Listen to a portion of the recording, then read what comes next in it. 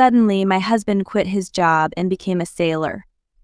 Every day, my daughter and I waited for my husband's return in good spirits. However, when I thought my husband had returned home for the first time in a long time, a strange woman was next to him with a baby in her arms.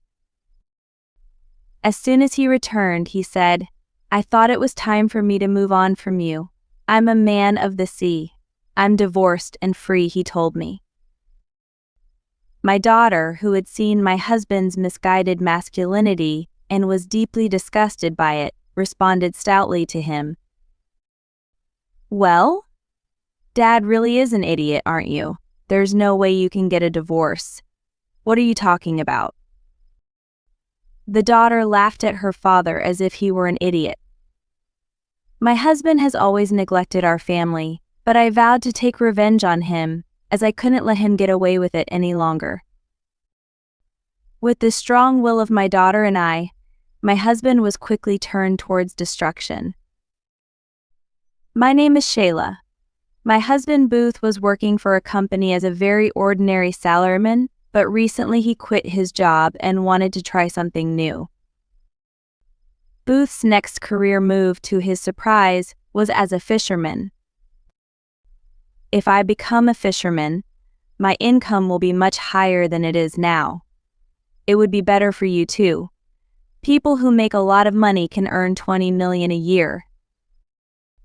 Ha ha ha. Stop joking. Even if you say that, you'd start out as an apprentice, wouldn't you? You don't have any experience, and your income is going to be unstable until you get on track, okay? Such a gamble when the kids are still young. Can you make a more serious joke than that? My daughter Haley is still very young. I thought there was no reason for him to leave his current company because the pay was not bad. Whatever you say, I've already made up my mind. In fact, I've already quit my job. No way. Oh no, why would you do that without consulting me? Surprised and dismayed that my husband resigned from the company he had worked for many years without informing his wife. I just got tired of being a cog in the wheel of society, doing a boring job every day. What do you mean by that? And it's always been my dream to become a fisherman. If you're my wife, support my dream. You, a woman, don't tell me what I want to do. Follow me. 50 years ago, that would have been an exciting thing to hear, but nowadays, it's not like that. No matter how much I tried to persuade him, he wouldn't listen to me and insisted that he had already made up his mind. Booth then changed jobs to become a fisherman, but as he started as a complete amateur, it was natural that he could not earn much money at all at first. However, Booth doesn't seem to be too bothered by his reduced income. Right now I'm still learning the trade. I'll make a lot of money soon. Booth says this, but he does not have enough money to live on for the time being and is hesitant to shop for daily groceries. He can't support the family of 3 at this rate. I have to support the family financially somehow. I felt a growing sense of crisis and struggled to earn as much money as possible by taking on part-time jobs to help the family finances. Booth, on the other hand, said he had to socialize with his fellow fishermen and often went out even on days when there was no fishing, sometimes coming back smelling of alcohol. As a result, he was rarely at home and never did any housework or took care of his daughter at all. I couldn't rely on my husband for anything, so I left my young daughter at nursery school, and I worked desperately. After work, I would spend time alone with Haley. Since my husband changed jobs to become a fisherman, we have only had a few meals together as a family. "Hey Mom, why isn't my dad home? My friend's dad takes her out to play on his days off." When I was comforting Haley as she fell asleep, she asked me so. The most important thing to remember is that your father works very hard for you and your mother. But of course you miss him, I know. No, I'm sorry for being selfish. I'm a bit lonely, but I have you, so I'm fine. I felt pity for Haley, who cuddled up to me like that. And after 10 years of apprenticeship, Booth bought his own boat, set out on his own, and finally became a full-fledged fisherman. I also want to congratulate myself for keeping up with my husband so well. And by the time Haley was in junior high school, Booth was so busy that he traveled between port towns all over the country.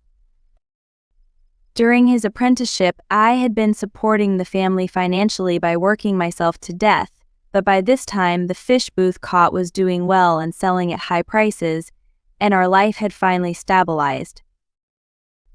But just when I thought I could finally live without worries, my daughter Haley confides in me a story that shakes my peaceful life.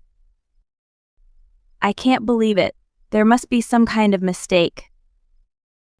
No, it's definitely Dad. Haley was very sure that it was her father. She was in a different prefecture last week on a school trip. While walking around town for sightseeing, she saw my husband walking with a woman she did not know. When Haley returned home from the school trip, she was extremely quiet and seemed to be in low spirits, so I questioned her about it and she confided in me about it. At first I thought there was no way he could be here, but no matter how I looked at him, he was my father. He was walking around looking friendly with a young woman. When Haley said that much, she burst into large tears. She's at an impressionable age, he's a father who's not home much, but she witnessed the scene of the affair, so how could she not be shocked? Forget it, Haley, forget what you've seen. Leave the rest to your mother. I had been distrustful of my husband for some time, who rarely came home, using work as an excuse, so I immediately requested a background check on Booth from the A professional investigative agency. I was optimistic that nothing would come of it, but Booth's behavior was worse than I had expected. When I read the investigation report from them, I was astonished. I can't believe he's been cheating on us for so long. The investigation revealed that Booth had several mistresses all over the country, each of whom had an illegitimate child. As a fisherman, he often leaves his house and travels far from home, so he probably thought he would never be found out. Perhaps the woman Haley witnessed was one of them. His relationship with these women was long, and when I was working part-time to earn a living, Booth was away from home because he had to work, and in fact he was being unfaithful. Even when I caught a cold and developed a 40-day sea fever, I could not collapse to take care of my daughter. I consoled Haley, who misses her father, by repeatedly telling her I am sorry. And yet, it was an act of trampling on us, who were living a healthy everyday life in a house without Booth. In anger, she grips the research paper in her hand. I absolutely cannot forgive Booth. I will definitely punish him, I swore in my heart. The most important thing to remember is that you should not be afraid to ask for help. Haley, I have something important to tell you. I talked to my daughter with a serious face in our home alone as usual. The first time I saw her, I thought she was a bit of a fool, but she was a very nice girl. I told my daughter everything about my husband's infidelity. To me, he is the worst husband, but to my daughter, he is her only father. I was afraid of how she would react, but when I had finished telling her everything, Haley hugged me with tears in her eyes. Mom, thank you for raising me all by yourself until now. Haley, I'm sorry. No worries. I will be on your side no matter what. I was so impressed by her words that I felt as if my courage had been restored. Just as I was thinking about what sanctions I would give Booth for betraying us, to my surprise, he came home with a young woman called Tessie and a baby. Light hair color and a short miniskirt. From the look of her, I thought she looked like a woman who worked at night. Nice to meet you. Are you Booth's wife? You must be quite an old lady. Tessie, who threw me a price-gouging look from head to toe, greeted me in a manner that made me sound like a fool, speaking with a lisp. Explain to me what the hell is going on here. Who is this person? What is she doing in my house? I ignored the greeting and demanded an explanation from Booth, suppressing my anger. I've been thinking it's time for me to move on from you. I'm sorry, but I want to break up with you. Booth told me that Tessie was a hostess he met at a bar in a port town, and that the child she was carrying was his. It's our child. Isn't he cute? I even have a picture of him at birth. Do you want to see it? Raina showed me the screen of her phone, not offended at all. You're having an affair with a married man and you don't feel guilty or anything. Besides, do you know that this man has other women? Booth looked startled at my words. He seemed to think that I didn't know about the affair or children with other women. Hey, what? You knew about it? Yes, I'm aware that besides this girl, you have mistresses all over the country and that you have other children. If you thought you could hide it all this time, I am happy for you. You knew and you didn't come out and say you wanted a divorce. You really don't want to leave me, do you? Ha, don't be so conceited. I was just trying to time the divorce. So Tessie, right? Do you really want to marry a man who is such a cheater and has other mistresses?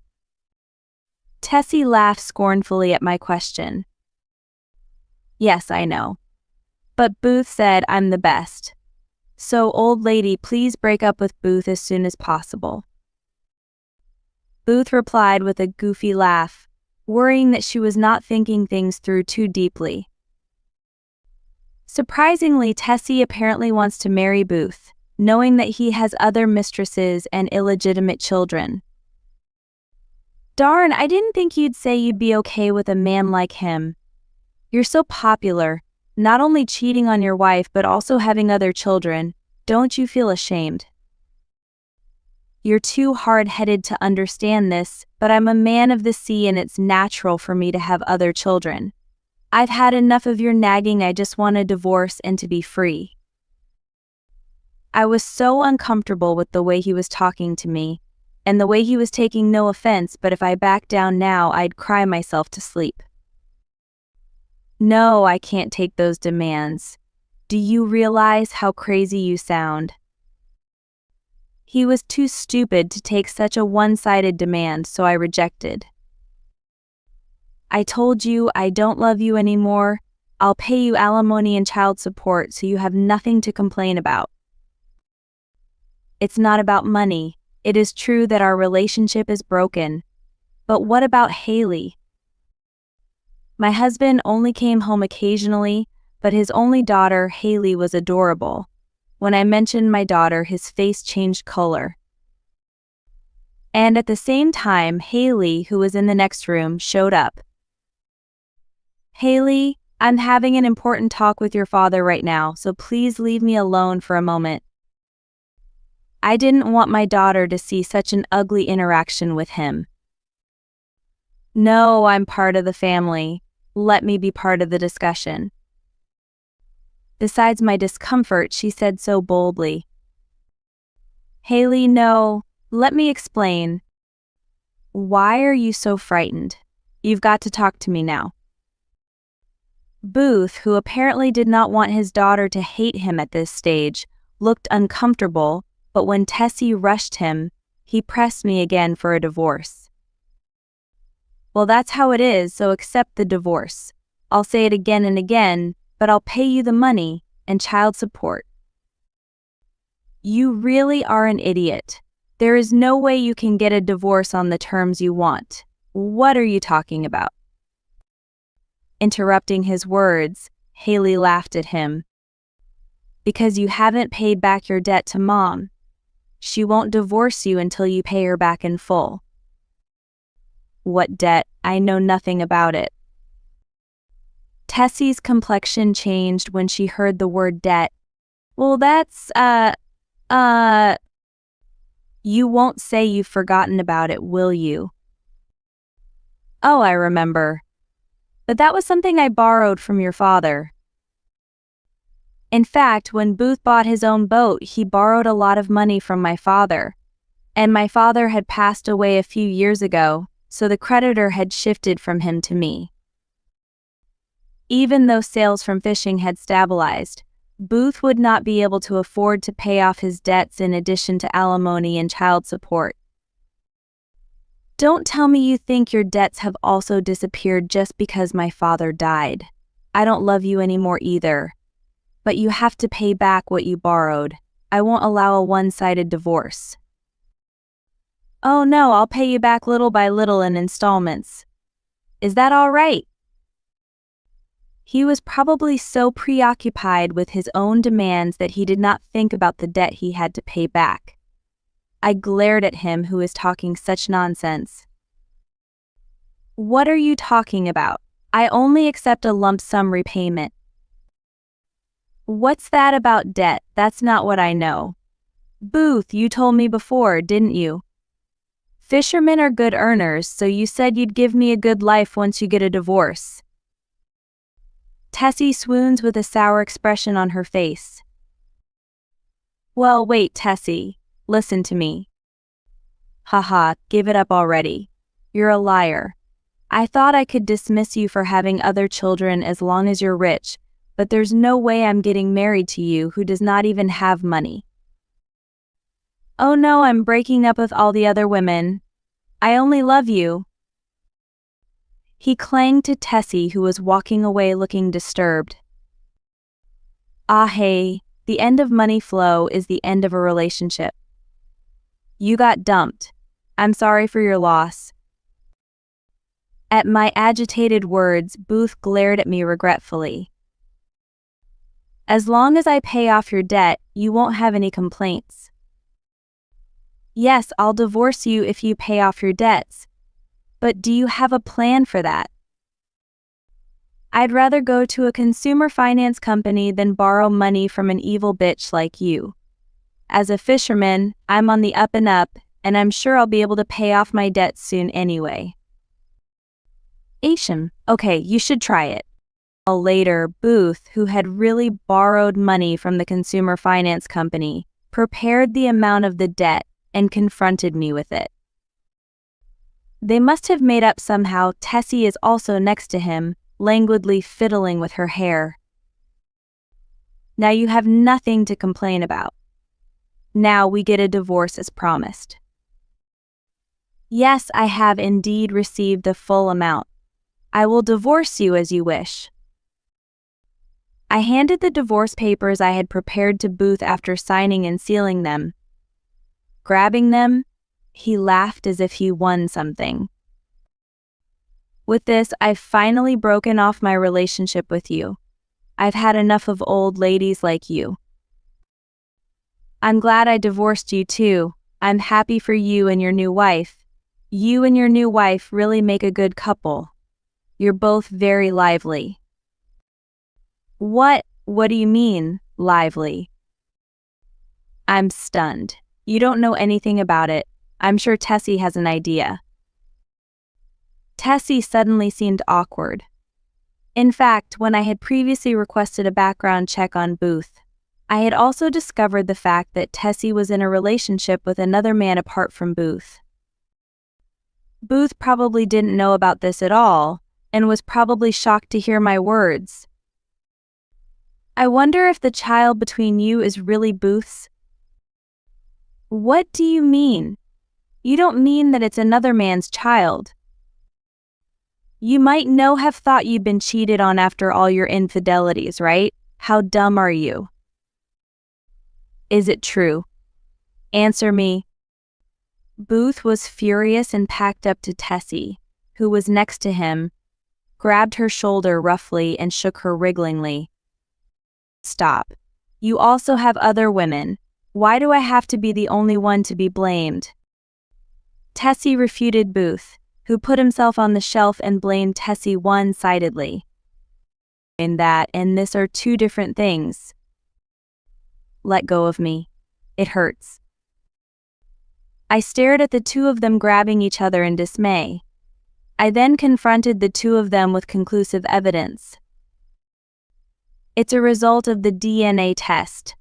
Booth looked at it and trembled with rage. The fact that was written on the certificate. It said that there was no biological relationship between Booth and the child. No parent-child relationship. Does that mean it really isn't my child? Are you kidding? What do you mean? Tessie, cornered, had given up.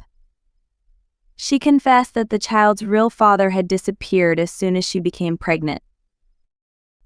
Tessie was not confident she could raise the child on her own, so she had no choice but to marry Booth, whom she had been dating for fun, to provide for her. Oh no, I've been found out, but oh well, just as well.